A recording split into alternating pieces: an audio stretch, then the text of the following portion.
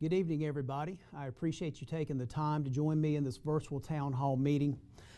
This is going to be an opportunity for me to bring you all up to speed on our work this summer and our preparations for reopening our schools. I especially want to thank the students who have joined the town hall this evening.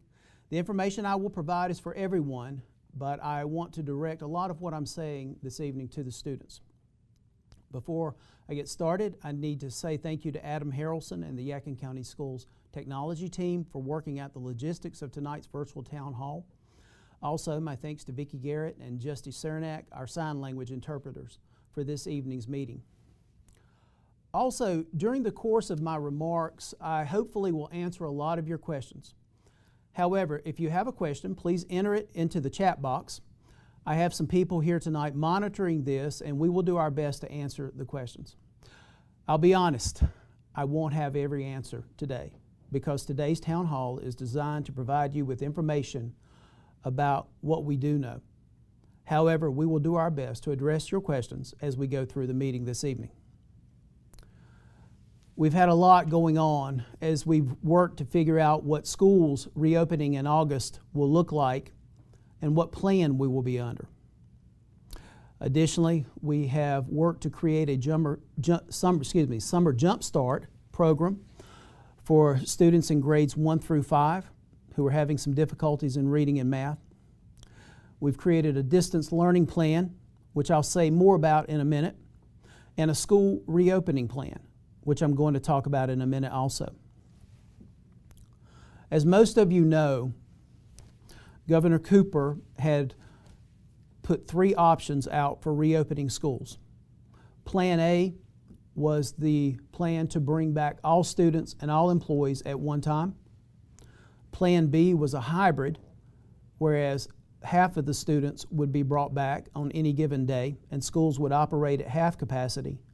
And Plan C was the all-virtual remote learning plan. As you're aware, Governor Cooper opted to go with Plan B, which is the hybrid plan.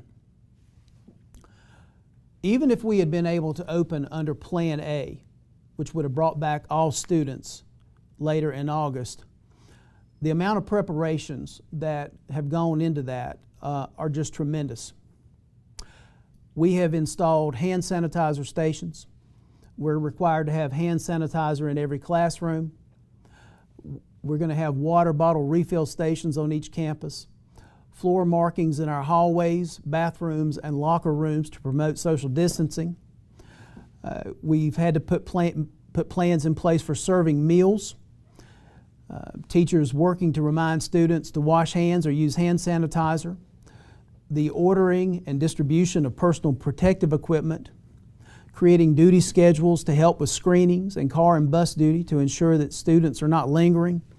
Arranging desks and furniture in classrooms, posting signage, designating a specific space in schools for any students that might be sick, implementing cleaning and disinfection procedures above and beyond what we already do, replacing water faucets, and so many other things. All of these things were required just to open under Plan A. However, as I mentioned earlier, Governor Cooper opted for Plan B. And so I want to talk a little bit about that for just a minute. Our district released our school reopening plan last week. It's available on the Yakin County Schools website under the Parent tab, and it contains a lot of information about how we plan to reopen. As outlined in this plan, we're going to operate under a hybrid schedule that includes both in-person and remote or distance learning. In this model, students are going to be divided as closely as possible into two cohorts, an A-day cohort and a B-day cohort. For the most part, students who attend school on A days, their last names will begin with the letters A through K. Students who attend school on B days, their last names will begin with L through Z. Now, these cohorts are going to be slightly adjusted by schools. We want to, for example, we may have schools where more than half of the students' last names begin with the letters A through K. In that case, that school will need to make an adjustment. so we don't go over our capacity. Also, our schools are going to work with individual families as needed to make sure that siblings are in the same cohort, so that they're in the same school, on the same day. And we'll also work with you to address other family needs. Scheduling considerations are also going to be made for students with specialized learning needs. Your child's school will communicate cohort information to you in the coming weeks. Now, with this hybrid instructional model, students will report to school for 2 days of in-person instruction each week, while engaging in off-campus remote instruction the other 3 days. As I said, your child's school will be releasing cohort information in the coming days. And if you have concerns about your child's cohort, I encourage you to reach out to your child's school at some point in the next couple of weeks. The hybrid instructional schedule will allow for all students across all grade levels the opportunity to be back on campus and receive in-person instruction 2 days each week, thereby meeting the requirements outlined by the state. Additionally, class sizes will be cut in half at least during in-person instruction, allowing teachers greater opportunities to provide individualized instruction for our young people. The smaller class sizes will also allow for proper social distancing at all times, increasing the safety of our students and staff. School staff are going to use Wednesdays, this is a remote learning day for everybody, each week to make sure that our classrooms and buildings are thoroughly cleaned. In addition, our teachers will have time to collaborate with one another to plan both their in-person and remote lessons, and will still be available to meet with students virtually during the day if those students have questions or need assistance. I'm going to be real honest and I want to be real clear here. This is not a perfect plan, and I recognize that. At the same time, I don't know that there's any perfect plan out there, or that any school district in North Carolina has a perfect plan. So we've created a plan that gets our students back in school.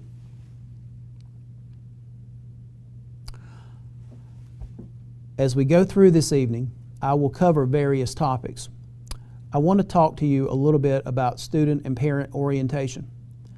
As you know, in the days leading up to students returning to school in the past, we've had an evening set aside for open house. Open house has been a time for students and parents to come in, pick up schedules, learn about procedures, and meet their teachers. We're not going to be able to do that this year. However, in lieu of open house, schools will schedule individual or small group back-to-school orientations for families during the week of August 17th through August 21st. We felt it would be better to schedule a time for students and families to visit our campuses during this week rather than just opening up school campuses for students to come in on August 17th without knowing the procedures and the safety measures we'll have in place. Schools will be in touch with families beginning next week to schedule an individual day and time to participate in an orientation session. We plan to begin the hybrid schedule of A Day, B Day the week of August 24th. Also, since the Yakin early college students will begin college classes through Surrey Community College beginning on August 17th, they will have their orientation meetings on August 13th and 14th. Parents and students at the early college will be contacted about the schedule for these 2 days in the coming week. Let me talk to you a little bit about our child nutrition program. As you all know, we have been conducting a huge feeding program since schools dismissed back in March. Our summer meal curbside and delivery service, however, is scheduled to end this Friday, July 31st, in order for our child nutrition program to make repairs to equipment, to restock, and to transition for students coming back to school. We will reopen meal service during orientation week, August 17th through the 21st, from 11 to 12 for curbside pickup meals at our elementary and middle schools. High school students and students at other schools will be able to pick up meals at any elementary or middle school site. Meals will be free for all students through August 31st. Plans are underway for students in the virtual academy to be able to pick up meals curbside on assigned days. Also, students in the A and B cohorts may choose to take home shelf-stable meals for days when they are learning off campus. More information on school meals and distribution will be coming soon. I want to touch on the school calendar, and then I plan to come back to our distance learning plan. Earlier this summer, the North Carolina General Assembly made statutory requirements to the school calendar law, and this was signed into law by Governor Cooper. The new statutory requirements mandated a start date of August 17th for all districts. It also required that at least 5 remote learning days be built into the school calendar. And it firmed up language around year-round schools. We are going to use some teacher work days for our remote learning days and also election day. Districts that have a weather waiver, like Yakin County, have the option to have more than 5 remote learning days in order to account for making up some of the days we missed due to inclement weather. We had already scheduled in our previous calendar that was put into effect before the law was passed, we'd already scheduled 4 Wednesdays when students would be out of school so that teachers could have professional development sessions. We have converted those Wednesdays to remote instruction days in the calendar. This way, students are not just sitting at home while teachers are learning. Instead, they will be provided with learning opportunities. Additionally, this fall, at least 4 and possibly 5 of our elementary schools will be used as voting sites on November 3rd. Rather than have elementary students attend school in person on the day when there's going to be a lot of outside traffic on our school campuses, we opted to make this another remote learning day for all of our students. As a district, I think we did a good job the last half of March and throughout April and May. At the same time, as well as we did in continuing to provide instructional activities and opportunities for our students, and I'm convinced we did the absolute best we could under very, very difficult circumstances, we recognize we can still improve upon how we deliver instruction remotely. It's now a statutory requirement that every district in North Carolina develop a remote instruction plan. This plan will provide a framework for delivering quality remote instruction to all students, not only for the coming school year, but also create a foundation for future blended learning opportunities. We took this opportunity to develop a focused plan that's going to support teachers, students, and families when engaging in remote instruction, no matter what the context is. This was an opportunity for us to be proactive by creating some common expectations for all educators to support consistent access to instruction and resources during remote learning by our students. All students were considered as we planned for and worked to deliver remote instruction. Last spring, we saw educators from across Yakin County schools pull together to support students and families. Building on that success, establishing common expectations for remote learning that supports all students has been a key and a guide for us as we work to help each child.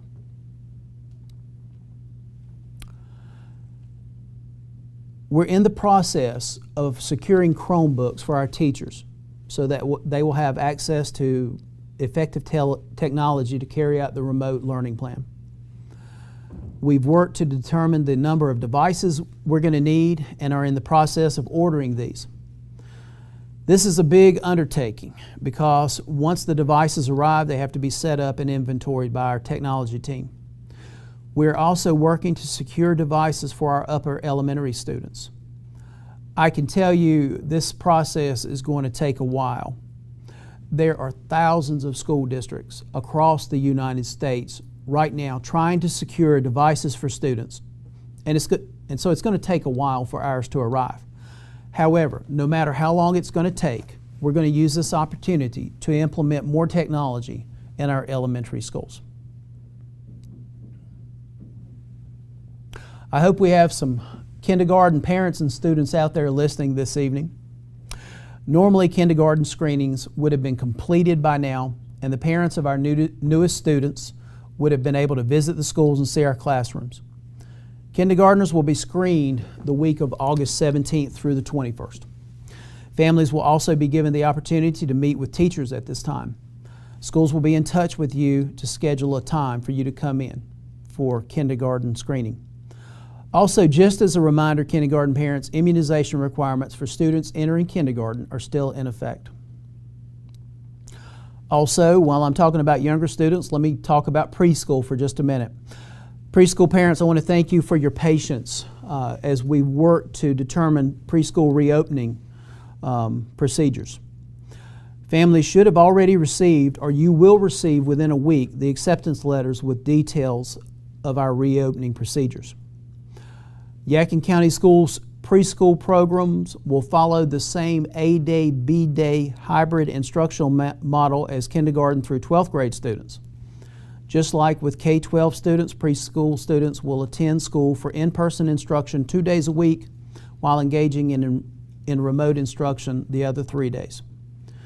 Students will be divided as closely as possible by last name, just like students in grades K through 12. Students with last names beginning A through K will most likely be in the A-Day cohort, while students with last names beginning L with the letters L through Z will be attending school on B days. Now, if your child's preschool slot is funded by parent pay, your letter that you receive will explain how preschool tuition cost will be prorated according to the number of days that was requested, and how the month of August tuition will also be prorated. Your child's preschool teacher will give you a call within the next week with information concerning the beginning of the school year to let you know the date of your child's first day of school and to schedule the date of an orientation. Transportation is not usually provided until after the first couple of weeks of school in order for principals to have time to determine space on buses. Now, preschool parents, if you no longer need or want a preschool slot for your child, I ask that you please reach out to Christy Pardue at 336-679-2051 so that we may fill your slot with another child. If you have any questions, also please feel free to call that number. If you have more questions about preschool, you can also check out the preschool page on the Yakin County Schools website by clicking on departments. So let's talk about what it's going to look like when students return to campus. We received guidance from the North Carolina Department of Health and Human Services in the document entitled Strong Schools North Carolina Public Health Toolkit. This document is available out there online. I can tell you this document has several pages of requirements and recommendations for all schools. I don't have the time this evening to cover every safety measure that will be in place when students return. However, I do want to spend a couple of minutes to give you information you'll need based on this document. First, no one is going to be allowed to enter our buildings without going through screening questions and having their temperature taken. This includes teachers and our other employees. Our bus drivers will also have temperature checks before boarding our buses each morning. Parents, if you need to visit a school campus during the instructional day, I just want you to know up front, you're going to need to be prepared to be screened and have your temperature taken before you come through the door. We will also be screening and checking student temperatures, either before they board the bus or before they enter the school building. I'm going to say more about student screening in a minute. Additionally, our schools have worked to put other things in place. Some schools will have created a staggered arrival and departure schedule for students. They will provide frequent reminders, including signage throughout the building for students and staff to stay at least 6 feet apart from one another when it's feasible. When it's feasible, they're going to designate hallways as one way, posting directional reminders on the walls or floors.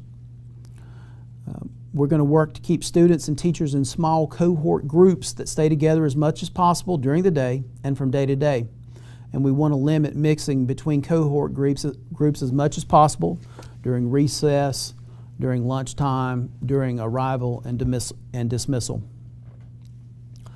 In our restrooms, we're going to provide frequent reminders, including signage for students and staff to stay at least 6 feet apart from one another when it's feasible. Tape will be on the floors to designate physical distancing when using the restroom facilities, including access to stalls and sinks. There may be a staggered hand washing schedule. We're going to stagger normally assigned times for access to our restroom facilities so that we don't have too many classes trying to use restrooms at once. In our classrooms, in many schools, they've already gone to work arranging desks and seating so that students will be separated from one another by 6 feet with all seats facing forward. Teachers are going to be providing frequent reminders to students for students to stay at least 6 feet apart from one another when it's feasible. And we're going to remove a rope-off space that won't be used. As I mentioned earlier, we're also going to have hand sanitizer in every classroom and hand sanitizer dispensers by entrances and exits at all schools. These are just a few of the things that we're going to have in place when students return in August. I mentioned briefly pre-K and bus transportation. I want to talk about transportation to school and screening of students. This is a big deal, and I want to put as much information out there as I can. Based on the guidance that school districts have received, we're going to change how we transport students under Plan B.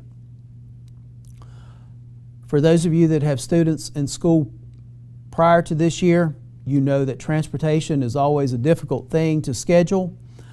And for parents out there who put children on buses in the first 2 weeks, you know it takes a few days for things to start to smooth out and flow in terms of when students are picked up and dropped off.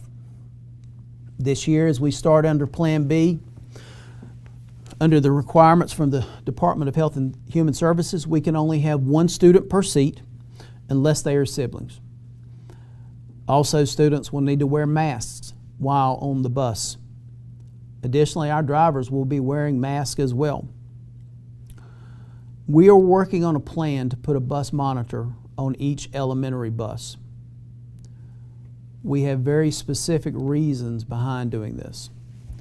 Under the requirements we've received, we have to be sure students do not have a fever before boarding the bus. Therefore, at each stop, our monitors will step off the buses, check students' temperatures with a thermometer. As long as the temperature is not above 100.4, the student will be able to board the bus. Any student that has a temperature above 100.4 will have to return to the house. The temperature of 100.4 is the standard set by the Department of Health and Human Services. It's based on the Celsius reading. A temperature of 98.6, which is considered normal, is 37 degrees Celsius, while a temperature of 38 degrees Celsius equates to 100.4. Our monitors are going to work to be sure that elementary students, if they're not able to board the bus, will return home safely. Now, I got to be honest, these procedures absolutely have the potential to increase the stop time at each house, especially in the beginning. I do believe that once everyone gets used to this, it will smooth out. I just ask for your patience, especially in the beginning, because like so much of this, it is completely new to us, and it's going to be new to you. Students who have their temperature checked prior to boarding the bus will not have to be checked again once they arrive at school. Students who ride to school with parents or who drive will need to be screened prior to entering the school building, and each school will have these things in place when students arrive. Let me talk about masks. This is another big deal. This has been a source of concern for many of you, and I understand it. I do. Under the guidance we've received, students in grades K-12 and employees have to wear masks even when social distancing is in place. And I know this is not ideal. I am encouraged, however, because I know this situation is not going to last forever. So when we bring students back, we'll wear masks and we'll do the best we can with it. I've also asked teachers to build in mask breaks throughout the instructional day so students can stand up, maintain social distancing, and remove their mask for a period of time. Parents, I'm going to need your help with this. Please encourage your child to follow the mask guidelines. I'm not asking because of the regulations we've received in this document that I held up. I'm asking for your help because we have students who have weakened immune systems who will be in our classrooms, and we want to do all we can to protect them. It's not going to be easy, but we can work through this thing together.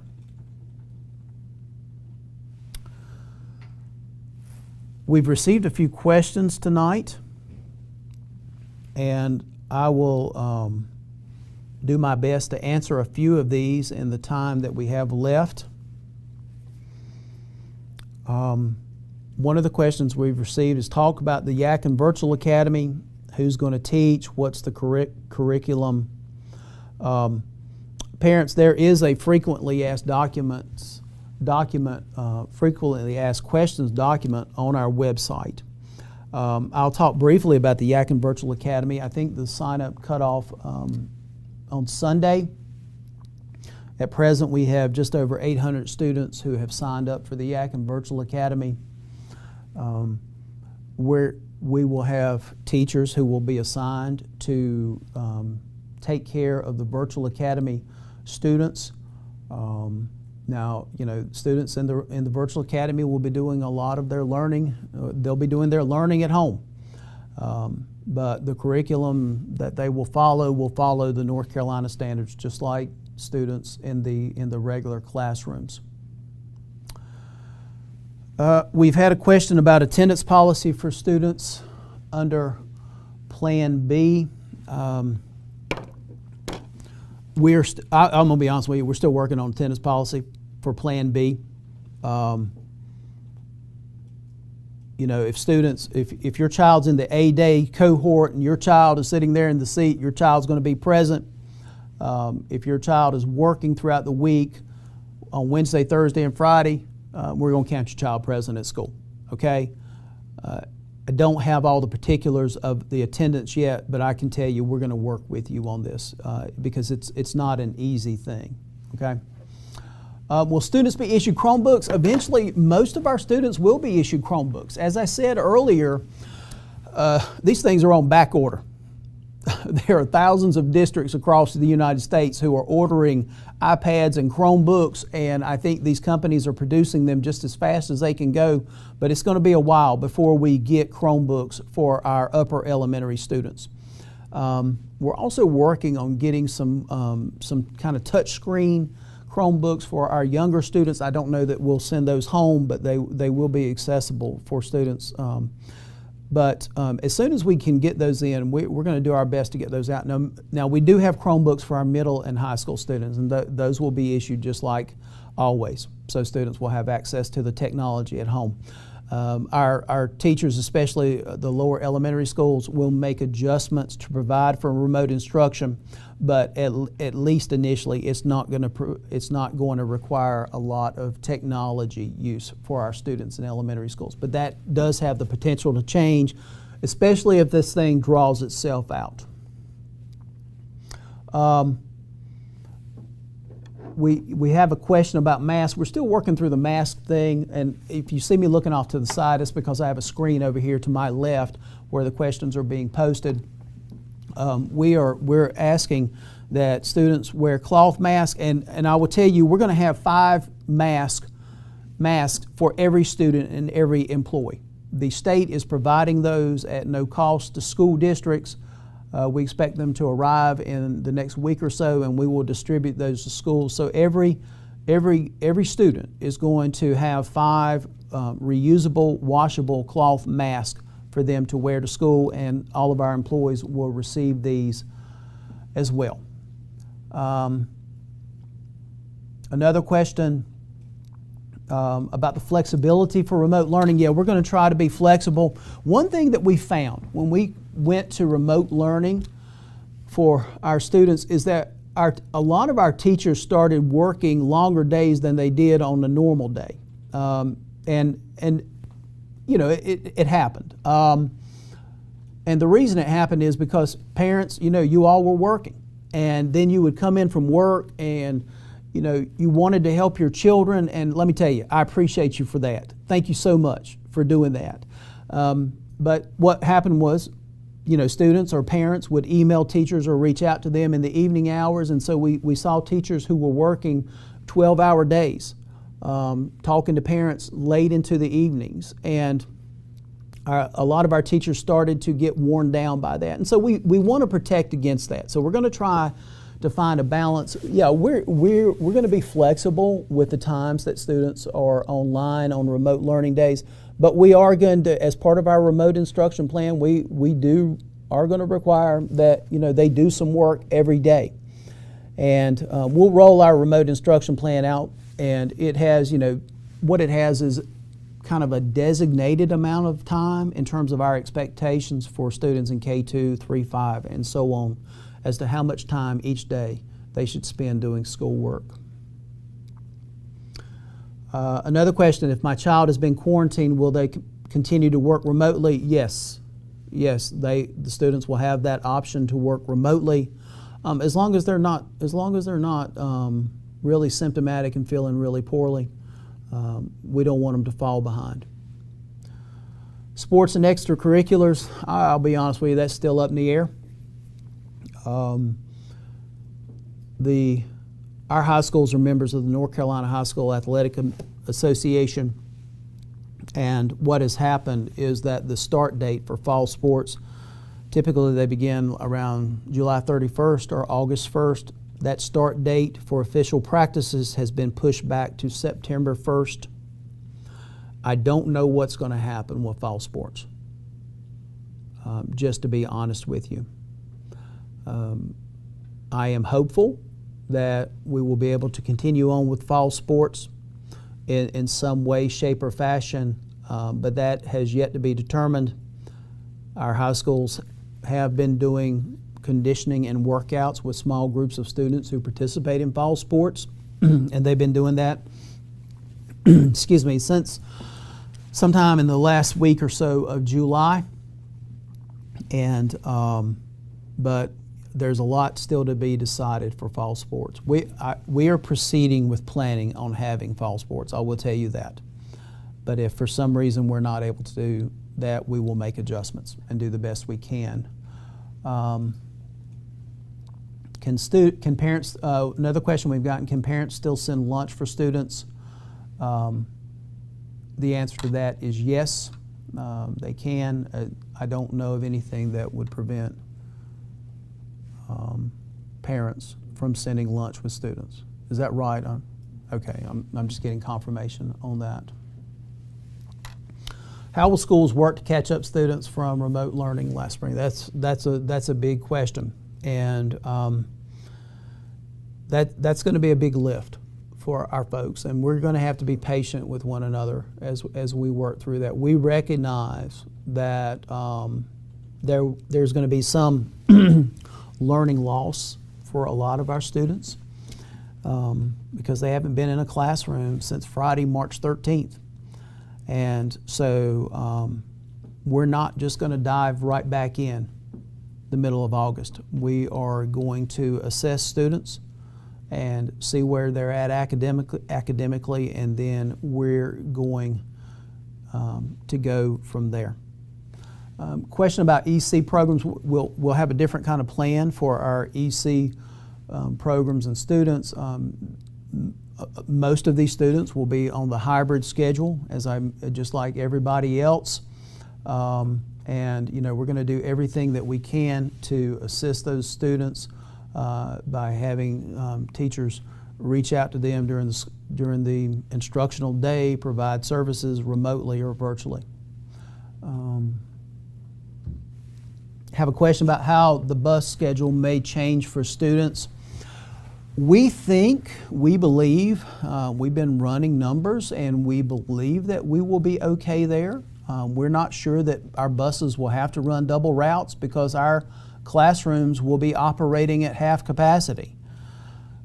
On a 72 passenger bus, we will be able, now I'm going to be honest, this is a challenge, because in placing one student per seat on a bus that can normally carry 72 elementary school students, we'll be able to put 24 students. And so when I ask for your patience as we work through the transportation dilemma, I really do need your help with that and your patience, because we're going to have to figure some things out.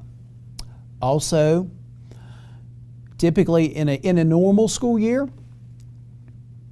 bus 172 would have a single route that it would run Monday through Friday in the morning and Monday through Friday in the afternoon. However, each of our buses is going to have a minimum of 2 routes to accommodate the 2 cohorts. And these could change from morning to evening. So a lot of changes are going to happen with our bus scheduling, and it's going to be a challenge. And our folks have been working on this all summer. A big step was to make the determination of how the cohorts would be broken up. And then once our transportation folks had that information, they could start planning the cohorts for Monday, Tuesday, Thursday, Friday. Another question. If a student or teacher tests positive for COVID, will we close school? Will we quarantine? How does that work? There is another guide, and I think I have it here. Yeah, I'm going to hold it up. It's called the Reference Guide for Suspected, Presumptive, or Confirmed Cases of COVID-19. This guide will kind of guide how we do. Let me tell you this. We may have students or employees who test positive. And, we're going to screen them as closely as we can. But it may be necessary to quarantine a classroom of students. I don't think that will happen a tremendous amount, but if it does, we will work with the Yakin County Health Department very, very closely, and they will help make the determination, if we should have to close a classroom, or heaven forbid, even an entire school. In my career, I've had the experience of closing one school. That was a few years ago, one of our elementary schools, and because we had strep and the flu and stomach virus going through, and we made the decision to shut down that school for 2 days. And it was not an easy decision to arrive at, but one thing I learned from that is that our partners at the health department are very, very good to work with, and they truly have the best interests of students and staff at heart.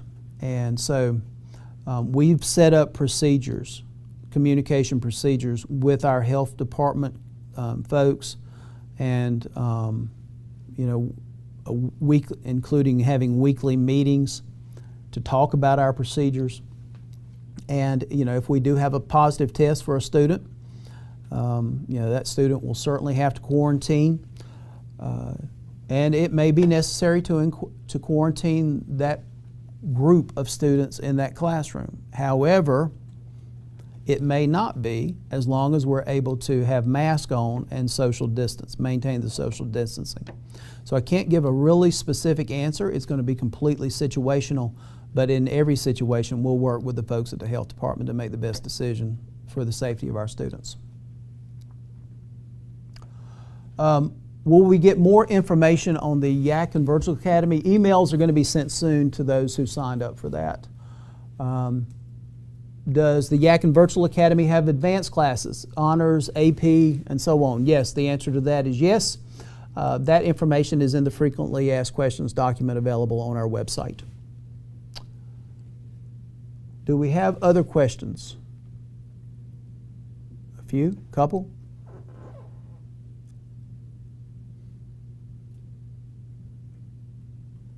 Okay, we're good. Okay, great. Thank you all for those questions. I hope I provided some answers for you. All right, so I want to have a few closing remarks. First, thank you all for joining me this evening. I appreciate your time. I hope I've been able to provide you with some information you need as we prepare to bring students back. I hope that you can see that there has been a lot of planning and preparation that has taken place this summer. I'm not going to lie, we have some unknowns before us that we still have to figure out. However, I have no doubt that we will figure out these challenges and that we're going to do right by our students. I want to close with a few thoughts here. I spoke with our school and district leaders earlier this summer, and then last week we had an employee town hall.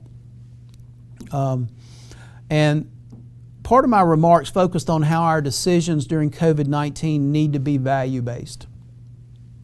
By this, I mean we have to have a core set of values and use these morals as guiding principles for our decisions. Let's take just a minute to look at the values of what has been called the greatest generation. The folks in the greatest generation of Americans were those that grew up during the Great Depression and who went to war during World War II. This was one of the most difficult times in all of human history. And yet the Americans of the greatest generation persevered and in many cases thrived through one of the most difficult periods of our history. How did they do this? They relied on the following values: personal responsibility, integrity, humility, work ethic, and a commitment to one another. I have no doubt we'll work through this together, and I believe that if we follow the values of the greatest generation and we lead with those values, we're going to be better for our students, our schools, our communities, and for one another. We are remaking public education right now. We are more flexible. We're going to be able to offer more options and choice for students and families, and we're going to be better at what we do. I see our schools as becoming more accommodating, more responsive, and more flexible with students and their families. I also see a time of greater partnership between the home and the school, between the parent and the teacher, as we all work together to take care of our kids. It's not going to be easy, but we're going to work harder than ever to provide for our students. As I said earlier, I have a lot of hope because I know this situation is not going to last forever. Students who are listening tonight, I want to see you back and in the classrooms, and I want to see you restart your education. And I want to do this in as safe a manner as possible. Students, I'll need your help and the help of parents, grandparents, staff members, everybody. We all have to take care of one another during this time. We have to work together. We will have to be patient with one another and kind to one another. This is not going to last. And one day when we come out of this, and I have no doubt we will come out of this, we will be stronger for having gone through this challenge. Thank you again for joining me this evening. I hope you all are staying safe and healthy. If we did receive some questions, if we didn't get if I didn't get an answer to them today, we'll answer that at a later date. One question: can we have another town hall before school starts for more updates? I will look at scheduling that, and prior to school starting. I don't know that it will be next week. It may be the following week, but I'll do my best to schedule that and try to keep you informed as much as we possibly can. Again, I thank you for being here this evening with me. I hope you all stay safe, continue to be healthy, and students out there, I cannot wait to see you. You have no idea. Y'all have a great evening. Bye now.